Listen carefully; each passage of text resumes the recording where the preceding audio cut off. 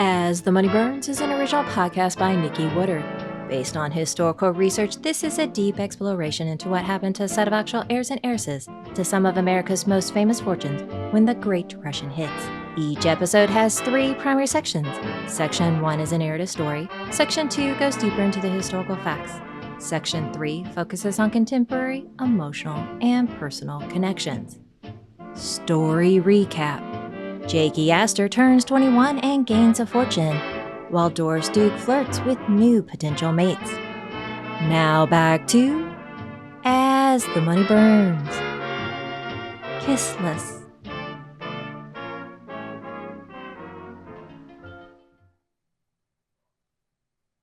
Young love burns bright and impulsively as an heiress runs off to marry her prince, only to regret it days later.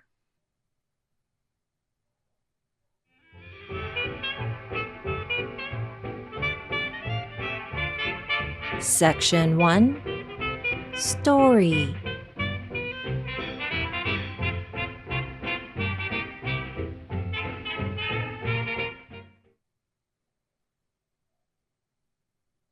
Young and impetuous love is bold and swift. They say marry in haste and repent in leisure. But maybe it should be marry at leisure and repent in haste. The widely celebrated marriage and grand wedding of a slimming down, rising fashionista, heiress Barbara Hutton, and her no longer impoverished Russian prince, Alexis Divani, has emboldened a rush of romantic fantasies of happily ever afters. A beacon of light amidst the worldwide ongoing Great Depression. Thousands flocked just to catch a glimpse, and the overly excited crowd turned into a mob. The decades-long tradition of American heiresses marrying less flush European nobility began during America's Gilded Age and still appeals in the current dire circumstances. However, more caution and criticism are rising over the American dollar princesses. But young ladies raised on fairy tales always love the idea of becoming a princess, a fantasy that supersedes and still fuels the trend. Barbara's public, glamorous life has lit a match in those wanting a royal romance of their own. Oh, if they only knew her real truth. A young, idealistic heiress, 19-year-old Janet Snowden seems to have caught the fever. Not only does she admire Barbara, but her sister, Marion Snowden, married Italian Prince Girolamo Jerome Rospigliosi. He, too, is the progeny of an American dollar princess marriage. Not so ironically, Jerome had been an ardent pursuer of Barbara a couple of years back. And upon her refusal, he immediately turned around and eloped with the young Marion in a small village church outside Rome. When the couple tried to arrive in the United States, Marion's mother did all she could to block the prince and annul the marriage.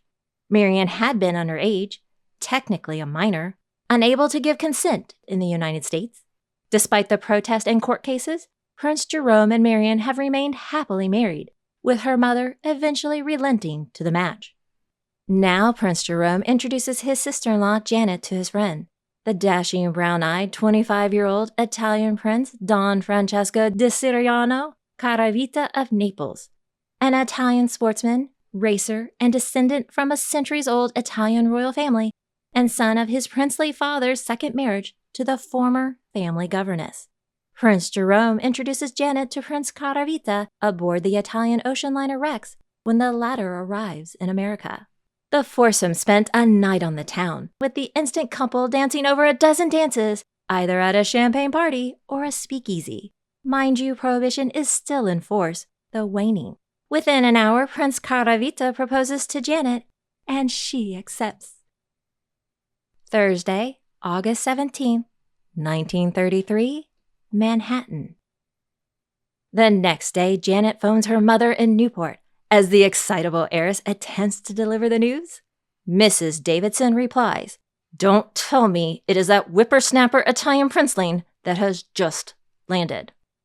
Mrs. Davidson has made every attempt to get both her daughters accepted into society. Years back during the 1931 Newport summer, she held their debutante ball only to receive 6 acceptances out of the 70 invitations the day before. A colossal snub. thus immediately canceling the next evening plans and hosts the debut at a later date and location. Mrs. Davidson has made a little more headway since then, only to have her impulsive daughters rebelling against her well-laid plans for better marital matches. Nervous that their mother would try the same tactics to prevent a marriage like had happened with Marian and Prince Rospigliosi, Janet makes an impulsive decision. Less than 24 hours after meeting the pretty and vivacious, Janet elopes with Prince Caravita. Marian and Prince Jerome join the couple at the municipal building, pulling off the secret wedding while the bride's mother remains unaware in Newport.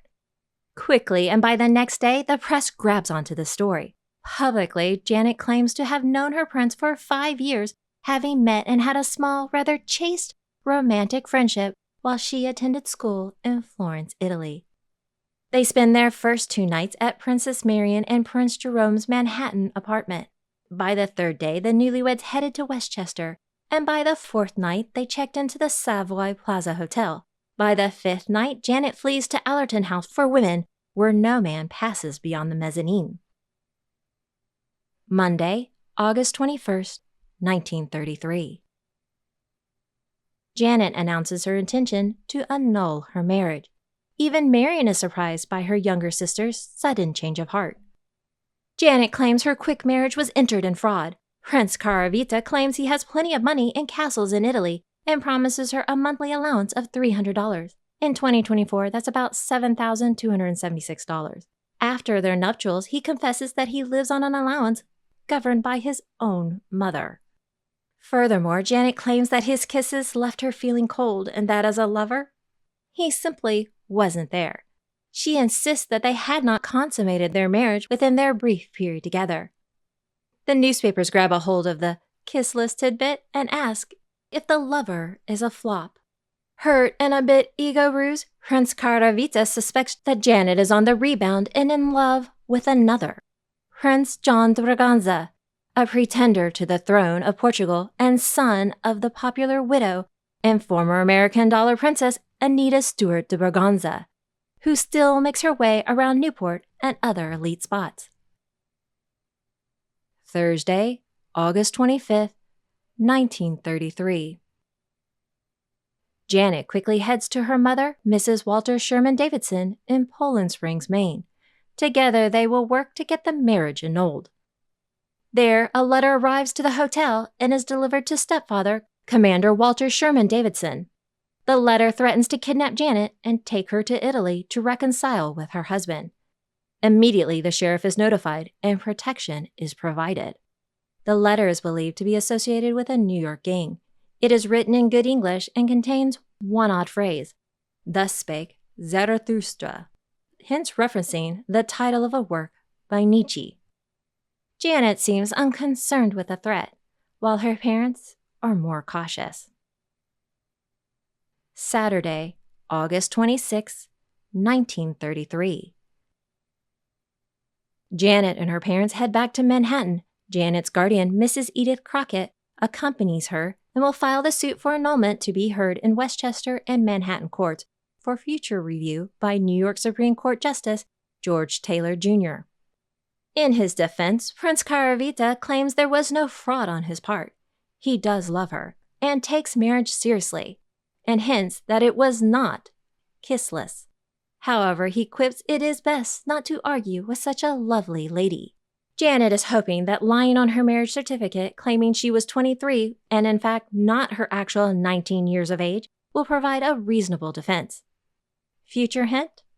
It doesn't. Some impulsive decisions can take far longer to correct. Such is the price of rushed love.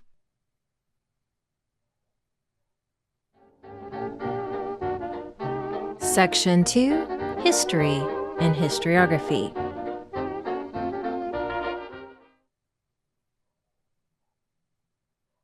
The idea of this podcast partially spun out of my own romantic frustrations. While trying to rebuild my life and career, I stumbled across an article discussing a summer at Newport just before the 1929 stock market crash. As I dug further in, I found all sorts of tales of young heiresses falling in love and their disastrous love lives. Of course, I was hooked. I had previously known a little about the American dollar princesses phenomenon, but only in small parts. Mostly the references of Winston Churchill's mother and trendsetter Jenny Jerome, and a handful of a few others. Mostly tales from America's Gilded Age, and none that readily caught my fancy too much. Surprisingly, because I do love royalty and fairy tales, so this would definitely be in my wheelhouse. In fact, most of the American dollar princess stories are of course told from the female perspective, and rarely do the males get much attention at all. A more precursory rating based on a happy or unhappy marriage, with only the most scandalous getting any true depth, such as French Count Boniface Bonny de Castellane, who married railroad heiress Anna Gould, only to divorce and for her to turn around and marry his cousin, Talleyrand Perigord, Duke of Sagan. This trend is encouraged by females like Alva Vanderbilt Belmont, who forced her beautiful and desirable daughter, Consuelo Vanderbilt, into the unhappy marriage with the Duke of Marlborough. It was Alva's way to reestablish her own fallen place in society after her sudden divorce from William Vanderbilt, to then quickly remarry Jewish millionaire Oliver Belmont. As I dug into the trajectory of our main heiresses, Barbara Hutton, Doris Duke, and Louise Van Allen, I was struck at the prevalence of this trend still happening. Now, most of these tales are told from the side of the females, Barbara Hutton and Doris Duke. Those heiresses garnered enough public attention to get 4 and 5 biographies written about them, respectively. The most recent, Silver Swan, on Doris Duke, published in 2020. Among our male regulars, Huntington Hartford and Frank Shields each has 1 biography. As for some of our elder heiresses, Evelyn Walsh McLean wrote her autobiography, and Marjorie Merriweather Post has 2 biographies. Even back in the Gilded Age, many complained that American industrial dollars would go overseas to be wasted on dilapidated foreign estates or gambled away by their husbands. The Great Depression did not lessen that sentiment, and yet so many heiresses still held on to the fantasy notion of being a princess in real life. The overabundance of dispossessed royalty after World War I overflooded the market during the 1920s. Only now in these later years, the princes, counts, and other nobles aren't typically of such high note. In fact, I struggle to find much information on these lesser men, except in relation to their wives, even in the newspapers. Prince Caravita is a case in point, where he only pops up in relation to his brief marriage to Janet Snowden, even decades later. I only found 2 independent articles about him, one in 1953 regarding a horse show, and another in his 80s, and still considered a charming ladies' man. Typically, when a new person pops up, I will do a reverse search to find their obituary or grave marker to see the outline of their life. Birth, death, marriages, children, and if possible, career or notable achievements. I actually found this elopement story when writing about Janet's sister, Marion Snowden's marriage to Prince Rospigliosi earlier this year. However, I am limited to research in English and thus mostly American sources.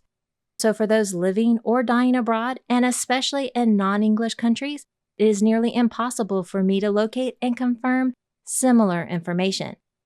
I can only find the range of Prince Caravita's life on a website on his royal family and lineage. He lived from 1908 to 1998. Only the smallest bits of information are given in the articles on Janet Snowden, likely because their marriage was so short-lived. I am sure he has covered more in his own native Italian press. However, this Kissless case of course becomes a sensation for the American newspapers. Even after their divorce is eventually granted, Prince Caravita is mentioned whenever Janet causes another scandal. Ah, yes, Janet is a bit impetuous throughout her life, but we will visit more of that later. Her quickie marriage, her sister's rapid elopement, and Barbara Hutton and Louise Van Allen's marriage to Prince Alexis Divani will all become fodder in the press over the next few years. One October 1934 San Francisco Examiner featurette has the bold and actual title, "Needs a Spanking More Than a Husband." The article details several rebellious, lesser-known semi-heiresses impulsively marrying a truck driver, and another a wrestler, and of course, Janet and her prince. The article also mentions that both Barbara and Louise remain unspanked for their own rush marriages to the exact same prince. Despite what we think of a more prudish, semi-censorious era, They could be quite bawdy, naughty, and humorous, with the more casual interest stories. The term kissless appears in 414 articles for 1933 and 533 articles in 1934. I should also note that the kissless reference has several connotations and is a seemingly popular euphemism for virginal, unconsummated, or loveless person or dynamic. A kissless bride or starlet, virginal. Kissless bride or marriage, unconsummated union, possibly from impotency, maybe possibly a gay or bearded union. Several articles on other divorces and annulments appear before and after Janet's. In more technical and professional situations, the kissless term can also refer to entertainment scenarios. Actor Hugh Herbert has a long-standing 25-year career as the most kissless man in Hollywood, until he finally stars in a Broadway play, Faithless, where Tallulah Bankhead chooses him over Robert Montgomery. Will Rogers claims he hates kissing scenes and prefers to remain kissless on screen. And lastly, in 1934, Al Jolson finally gets his first on-screen kiss, long after his breakout role in 1927's The Jazz Singer, the role for which he wore blackface, though he himself is of Lithuanian origin. Come on, you have to admit this podcast isn't an ordinary history story, but at the same time, an amazing, relatable, and sometimes humorous glimpse into human nature. No matter the era, young impulsive females will always seek love and find it, somewhat, forevermore.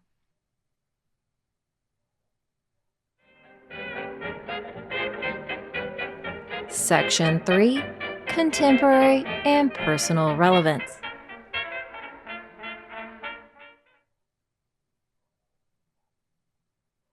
It can be pretty amazing, the subjects and topics that can appear when looking at the past. So often we see history as a simple statement of facts, mostly related to political, military, and occasionally technological, scientific, or career heights. Though at times we can find more personal topics, usually topics that feel more like gossip, but still relish and highlight ongoing circumstances. Along with history, I have always been interested in psychology and human relations, especially when it relates to love both falling in and apart, the pain and joy and the consequences to all the above. Past topics of interest involve the alienation of affection, rebound, heartbreak, and the likes. It's amazing to see those same actual references and terms now back in the 1930s in what might feel like more current topics. But it was prohibition that led to the dating culture and thus our more modern romantic dilemmas. The search for love often brings heartbreak, even more so when that search is spurred by being on the rebound. It's amazing what can happen. I've long been interested in the rebound effect. When I returned to the dating scene after a 10-year absence, I met a few guys who definitely struggled when learning they were either the rebound or were trying to rebound themselves to recover from their own romantic rejections.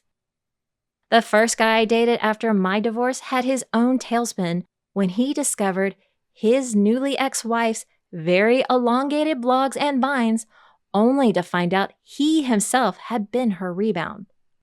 Mind you, those were written before they were married. She opined about the prior guy she dated and dumped her to marry his next female. Thus, the now ex-wife then turned around and quickly married my now ex. Then flakily later cheated and dumped him too. Irony, this was a British guy with an American girl, though neither was a royal nor heiress. He had a spiraling freakout that led to our breakup. Thankfully, it wasn't a relationship that should have continued even without that factor. Of course, our heavy celebrity media culture is ripe for covering rebound relationships, especially if they come with quickie marriages and divorces. Jennifer Lopez has a string of both, Pamela Anderson, Britney Spears' less than 55 hours marriage, and so on. What always drew me and keeps me fascinated in these stories in this podcast are the elements of seduction and heartbreak, the curiosity of romance from another time period, but also the accompanying deceit and scandal that persists.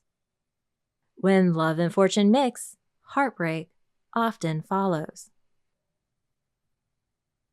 There are several YouTubers I occasionally follow from time to time as certain topics strike my fancy. One lovely lady is Anna Bay, whose channel was formerly the School of Affluence. She covers multiple topics of leveling up in life, both in material wealth, social circles, and personal well-being.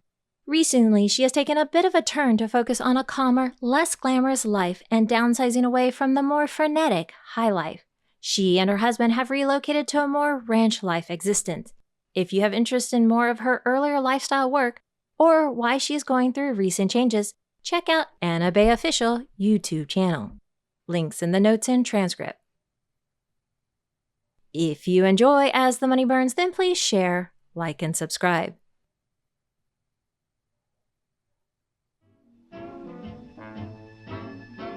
Next, when we return to As the Money Burns. Fiery passion not only affects the young, but the old as well, including one heir's mother caught up in another scandalous affair. Until then, As the Money Burns is an original podcast written, produced, and voiced by Nikki Woodard based on historical research. Archival music has been provided by Past Perfect Vintage Music. Check out their website at www.pastperfect.com.